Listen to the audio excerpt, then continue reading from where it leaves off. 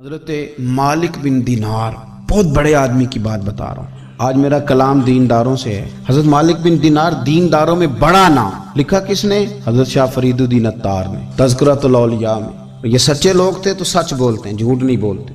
حضرت مالک بن دینار رحمۃ اللہ تعالیٰ علیہ فرمانے لگے کہ دمشق میں ایک بہت بڑی مسجد تھی جسے حضرت امیر معاویہ رضی اللہ تعالیٰ عنہ نے بنوایا تھا. بڑی سونی تھی، بہت بڑی تھی، شاندار تھی. فرماتے میری اس پہ آنکھ آ گئی، دل آ گیا. میرا دل کیا کہ میرا قبضہ ہو جائے نا کبھی مسجد پہ. سچے آدمی سچی بات کرتے ہیں. کہتے ہیں کہ میرا دل کیا کہ مجھے متولی بنا دیا جائے مسجد کا. یہ سچے لوگ، اور سچ دیکھو کتنا، یہ سچ ہم نہیں بول سکتے. ان لوگوں نے اپنے اوپر کنٹرول کرنا تھا تو انہوں نے زندگی سچ بول کے گزاری. حضرت مالک بن دینار کہتے ہیں میں نے پورا سال اس مسجد میں نمازیں پڑھی، کئی کے دن اعتکاف کیا، قرآن پڑھے، لیکن لوگوں میرا مقصد اللہ راضی کرنا نہیں، مسجد پہ قبضہ کرنا تھا.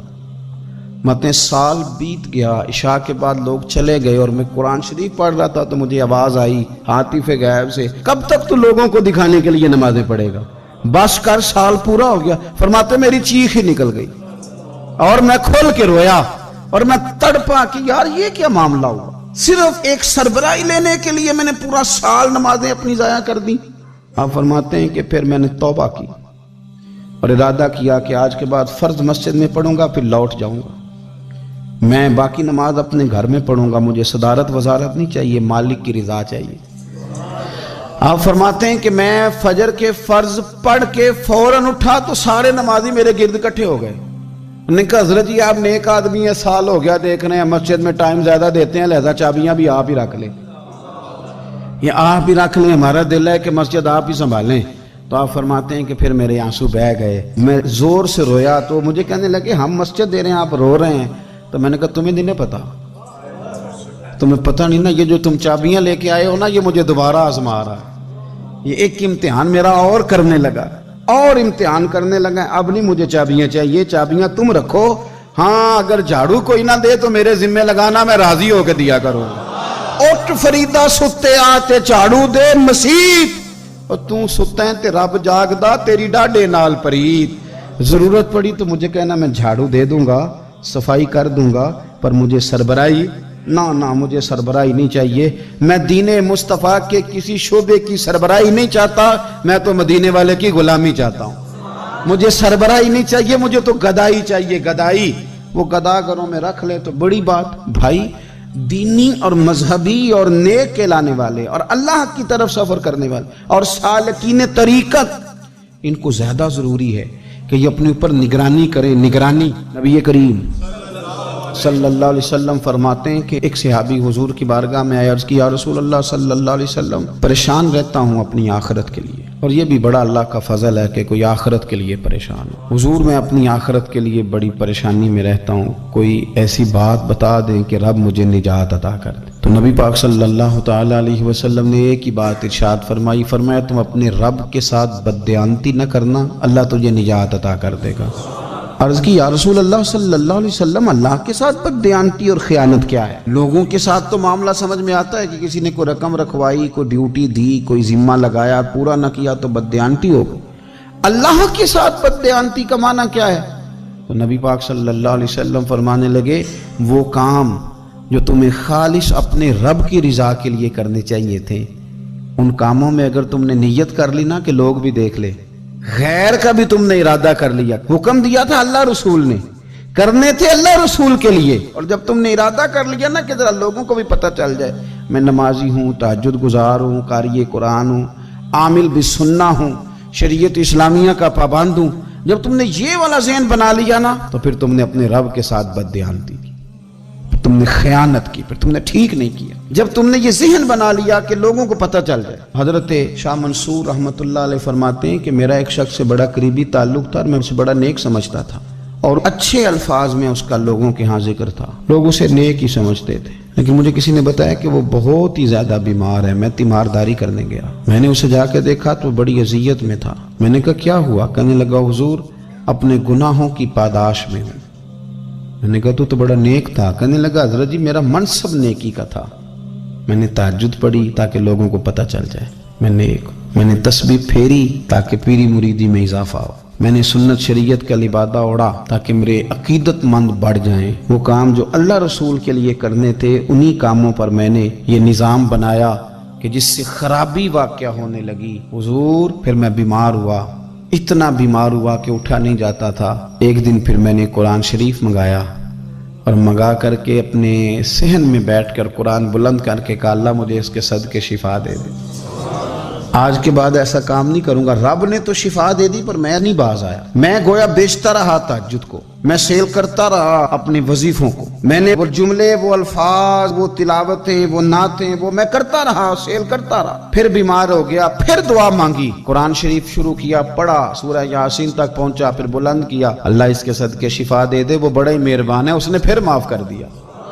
لیکن حضور اس کی بار یہ ہوا ہے کہ میں نے کئی دفعے معافی مانگی، کئی دفعے توڑی، اب میں نے پھر وہی کام کیے لوگوں کو دکھانے کے لیے، لوگوں کو راضی کرنے کے لیے۔ ہمارے پلے کچھ بھی نہیں بچتا، جو کچھ ہے وہ دوسروں کو دے ڈالا۔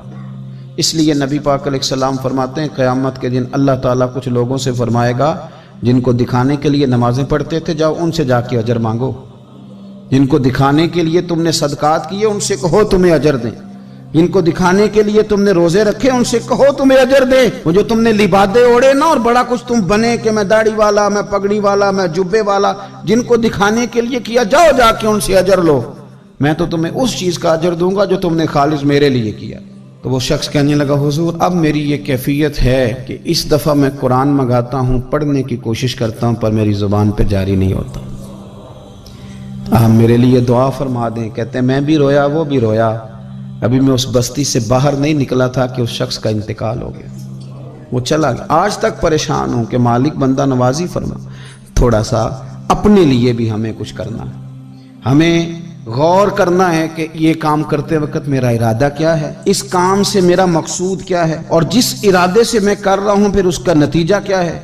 اگر اسی طرح الجھ گئے، میں کہتا ہوں کہ ہم نے دعوتیں ولیمے بھی کھائے اور ہم منگنی میں بھی گئے اور ہم بارات میں بھی گئے اور ہم جناب سیاسی میٹنگ میں بھی گئے، کس لیے کہ دنیا داری ٹھیک رہے، یہ سارے کام دنیا کے لیے کر لیے تھے تو اب نمازیں تو نانا دنیا داری کے لیے پڑھیں، یہ سارا کچھ ہو گیا تھا نا دنیا داری کے لیے، تو اب داڑھی حج زکوٰۃ کا معاملہ تو دنیا داری کے لیے نہ کریں۔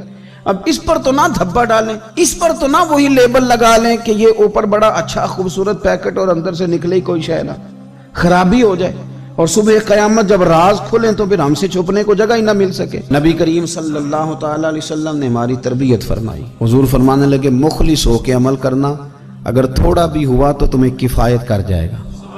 حضرت ابو سعید ابو الخیر رحمۃ اللہ علیہ کہتے ہیں میں غلام خرید کے لایا، جو غلام شرط کے ساتھ آتے تھے وہ سستے ملتے تھے اور جن کو ہم بس خرید لاتے تھے اپنی مرضی سے وہ ذرا مہنگے ہوتے تھے۔ تو غلام نے کہا حضرت یہ 3 شرطیں ہوں گی اگر آپ مجھے خریدیں گے۔ میں نے کہا بولو۔ کہنے لگا پہلی شرط یہ ہے کہ میں سارا وقت آپ کی بات مانوں گا، پر اذان ہوگی تو پھر میں کسی کی بھی نہیں سنوں گا، پر میں جانوں میرا رب جانے۔ میں نے کہا قبول ہے۔ کہنے لگا دوسری شرط یہ ہے کہ دن کے وقت بات مانوں گا، رات کو نہیں مانوں گا۔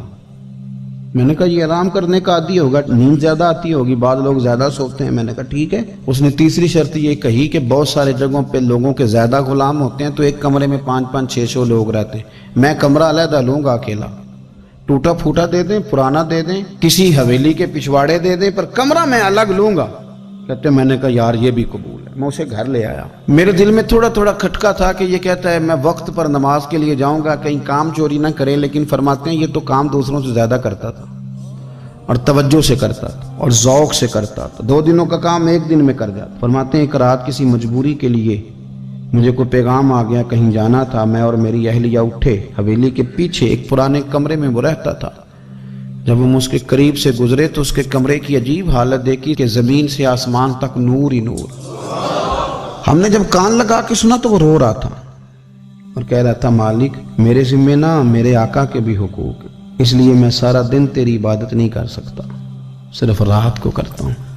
مالک اگر میرے ذمہ تو نے یہ ڈیوٹی نہ رکھی ہوتی تو میں سارا دن بھی تیری بارگاہ میں حاضر رہتا، میں قرآن کی تلاوت کرتا، میں تیرے محبوب پہ درود و سلام پڑھتا، میں یہاں آ جاتا تیری ہی بارگاہ میں، پر میرے حقوق ہیں۔ اللہ وہ جو دن کی میری غفلتیں ہیں وہ معاف کر دے، حضرت فرماتے ہیں بڑا ذوق بڑا شوق، ہم نے جہاں جانا تھا گئے نہیں، واپس آ گئے۔ رات ہم نے اس کو مداخلت کرنا اور تکلیف دینا مناسب نہ جانا۔ صبح کی نماز کے بعد میں نے طلب کیا اور میں نے اسے بلا کر کے کہا کہ میاں تو آج کے بعد آزاد ہے، ہماری کوئی ذمہ داری تیرے اوپر نہیں، تو سارا دن قرآن شریف پڑھ، درود پاک پڑھ، اپنی مرضی سے چل۔ کہنے لگا کیوں؟ جلال میں غصے میں بات کرنے لگا، کیا مطلب ہے آپ کا؟ میں محنت کروں گا، کام کروں گا، یہ آپ کیا کہہ رہے ہیں؟ تو فرماتے ہیں میں نے اس سے کہا کہ رات نا ہم نے تیرا منظر دیکھ لیا، تیری دعائیں، تیری التجائیں، رب کے ساتھ تیرے رشتہ ہم مطلع ہو گئے۔ کہتے ہیں ہم نے یہ کہا تو اس نے آسمان کی طرف دیکھا، پھر نظر جھکائی، کہنے لگا مالک تو نے تو راز ہی کھول دیا۔ یہاں لوگوں کی جعلی کرامت مشہور ہو جائے تو وہ کمائی نہیں کرنی شروع کر دیتے، تویز دھاگے کی دکان نہیں چل جاتی۔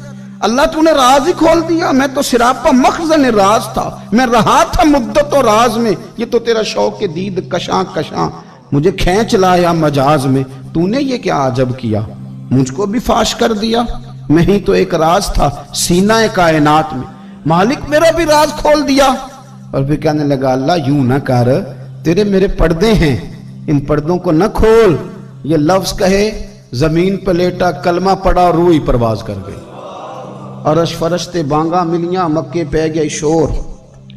بلے شاہ اسا نہیں مرنا، اے تے مر گیا ہی کوئی ہور، اسا نہیں مرنا۔